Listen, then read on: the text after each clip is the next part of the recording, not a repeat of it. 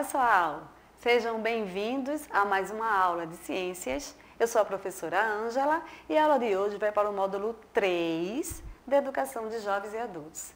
E nós vamos falar sobre nutrição do organismo humano. E para dar início à nossa aula, a gente vai ao desafio da aula anterior, fazendo a resposta que vocês pesquisaram aí em casa. Então, a gente perguntou, de acordo com o que estudamos, qual a principal necessidade de levar em consideração a pirâmide alimentar em nossa dieta diária? Você respondeu aí na sua casa, no seu caderno, e a gente vai conferir agora. A necessidade básica é se utilizar do conhecimento da pirâmide para cada vez mais consumir uma dieta balanceada de nutrientes, vitaminas, entre outros, em busca de uma vida mais saudável. Muito bem. Então, nutrição do organismo humano. Quando estamos falando em nutrição do organismo humano, temos que falar uma série de alimentos básicos para a nutrição humana. Como, por exemplo, podemos citar os alimentos à base de milho, que é muito consumido aqui no nosso estado, na nossa região Nordeste, em todo o país brasileiro, né? Em todo o nosso país. Os líquidos para hidratar nosso corpo, frutas, legumes, proteínas e uma série de outros produtos industrializados ou não, que são fundamentais para a manutenção da vida, certo? Então, e o que é nutrientes?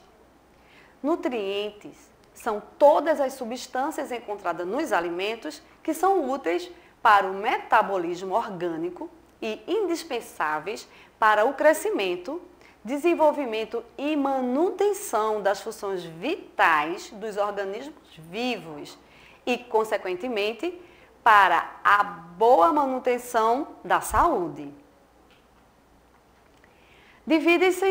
Os nutrientes, eles dividem-se em macronutrientes, que são aqueles presentes em grande quantidade nos alimentos, como é o caso de carboidratos, proteínas e lipídios, ou gorduras. E micronutrientes, aqueles que se apresentam em quantidades pequenas, como os minerais e vitaminas. A gente tem nessa imagem aí o sistema digestório, que ele é composto por boca, cavidade bucal, faringe, esôfago, o fígado, a vesícula biliar, o estômago, duodeno, intestino grosso, os pâncreas, intestino delgado, o apêndice, o reto e o ânus. Nessa imagem, nós temos aí o início do processo do sistema digestório, que começa na boca com a mastigação e a secreção das glândulas salivares. E desce pela faringe, depois pelo esôfago e através dos movimentos peristálticos, que são a contração e relaxamento muscular, faz com que o alimento siga seu caminho até o estômago, onde irá acontecer a digestão química, que é a ação dos ácidos na digestão. Saindo do estômago, no duodeno, acontece a ação dos órgãos anexos, fígado, pâncreas e vesícula biliar,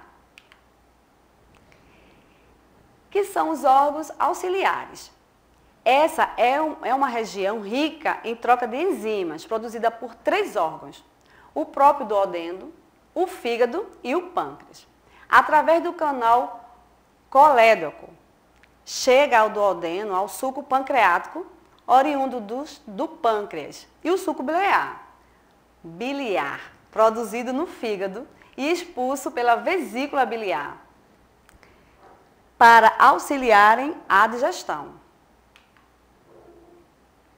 E aqui a gente pode ver nessa imagem os órgãos anexos, né, que começa lá na boca com as glândulas salivares. E aí temos o fígado, a vesícula biliar e o pâncreas. E o duodeno, tá? Então, no sistema digestório, as estruturas anexas do sistema são órgãos que produzem ou armazenam secreções que passam para todo o trato gastrointestinal e auxiliam na decomposição química do alimento. Esses órgãos não entram em contato com o alimento. São eles as glândulas salivares, o fígado, a vesícula biliar e os pâncreas. E o pâncreas, que só é um.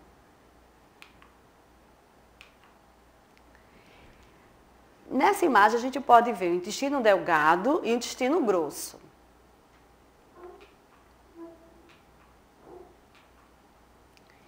O intestino delgado é o órgão responsável pela absorção dos alimentos, permitindo que os minerais, as vitaminas e nutrientes sejam aproveitados pelo organismo.